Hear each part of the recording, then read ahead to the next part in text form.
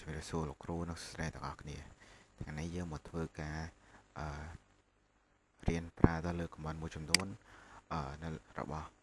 Ubuntu អញ្ចឹង command ដំបូងដែលខ្ញុំប្រើគឺ who am I អញ្ចឹង command នេះគឺយើងនឹងប្រើប្រាស់ដើម្បីសួរវាថា nickname របស់យើងឬក៏ username របស់យើងហ្នឹងអីគេហើយ command ទី2ហ្នឹងគឺ pwd អញ្ចឹង pwd ហ្នឹងគឺ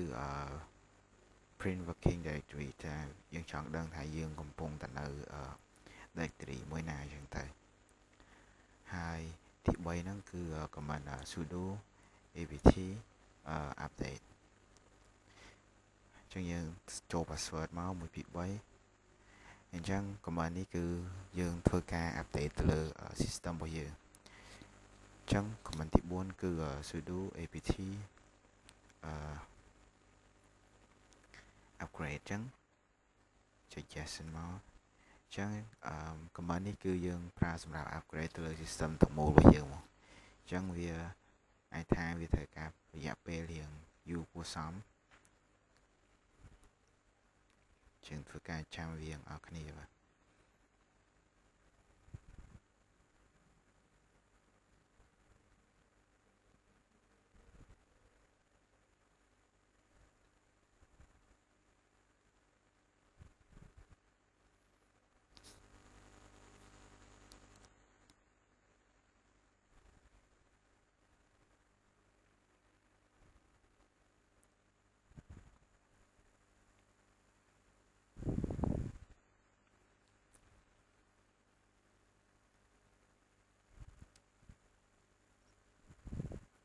អញ្ចឹង command update នេះយើងធ្លាប់ជួបការនៅពីវីដេអូមុនហើយ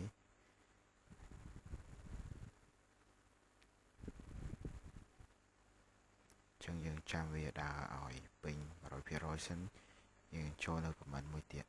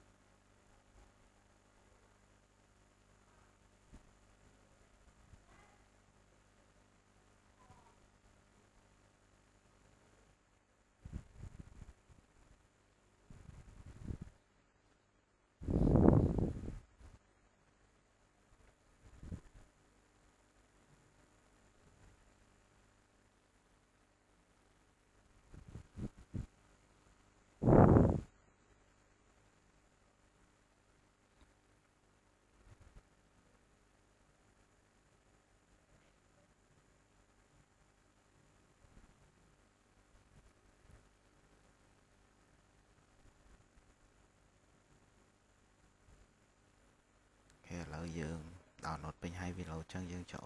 enter មកដើម្បី OK ហើយអានេះយើងអត់ចុចទៅលើ arrow key ទេយើងចុច tab អញ្ចឹង OK ហើយយើង enter មកអញ្ចឹងយើងចូលទៅ command មួយទៀតគឺ command touch ហើយ sv 2.6 អញ្ចឹងមានន័យថា touch ហ្នឹងគឺយើងប្រើដើម្បីបង្កើតទៅលើ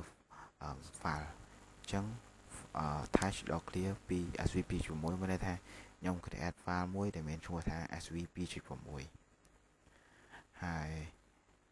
អញ្ចឹងមានតែវាបង្កើតហើយអញ្ចឹងយើងចូលទៅ command មួយទៀតគឺ echo .clear ហើយ single quote អញ្ចឹងក្នុងនេះយើងអាចទៅសេអីក៏បានដែរ hello world ចឹងមកហើយ sv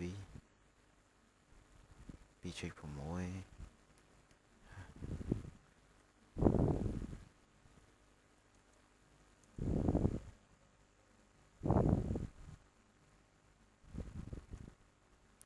ចឹងcommand នេះគឺវាស្តៀងទៅនឹងភាសា PHP ដែរគឺយើងទៅសេ echo ហើយយើងទៅសេទៅលើពពួក string អញ្ចឹងពេលដែលខ្ញុំ enter ទៅវានឹង output ទៅបែបជា string អញ្ចឹងយើងចូលទៅ command បន្ទាប់គឺ ls តហើយនឹងអញ្ចឹងអានេះគឺlist file អញ្ចឹងវា list file ជួបនេះមកហើយ list file យើងអាចមានមួយទៀតគឺ .la អញ្ចឹងអា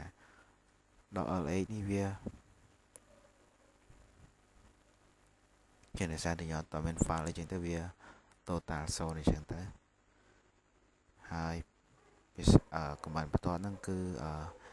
mkdir អញ្ចឹងពាក្យពេញវាគឺ making directory sv 2.6 អញ្ចឹងហើយយើងបញ្ជាក់ទៅដោយសារតែ mkdir making directory ហ្នឹងគឺជា command មួយដែលយើងប្រើសម្រាប់បង្កើតទៅលើ folder អញ្ចឹង touch នេះវាបង្កើត file making directory គឺបង្កើត folder អញ្ចឹងចុច enter មកមានថាបត់ load អីទេវាមានន័យថាវាបង្កើតបានជោគជ័យអញ្ចឹងទៅអញ្ចឹងយើងមានតែប៉ុណ្្នឹងទេ comment ថ្ងៃហ្នឹងអញ្ចឹងខ្ញុំសូមsudo shutdown now អញ្ចឹង comment ចុងក្រោយនេះគឺជា comment ដែលយើងប្រើសម្រាប់ shutdown ទៅលើ server shutdown ទៅលើ server របស់យើង server system អញ្ចឹង close មិនថាវាបិទហើយអញ្ចឹងដោយសារតែខ្ញុំប្រើតាម SA អញ្ចឹងវាប្រាប់ថា close by remote host អញ្ចឹងអានេះមានតែប៉ុណ្្នឹងទេហើយអានេះក៏វាបិទដែរអញ្ចឹងយើងអាច take snapshot បានបើសិនជាយើងចង់បានអញ្ចឹងជំរាបលាលោកគ្រូនិងជំរាបលាអ្នកទាំងអស់គ្នា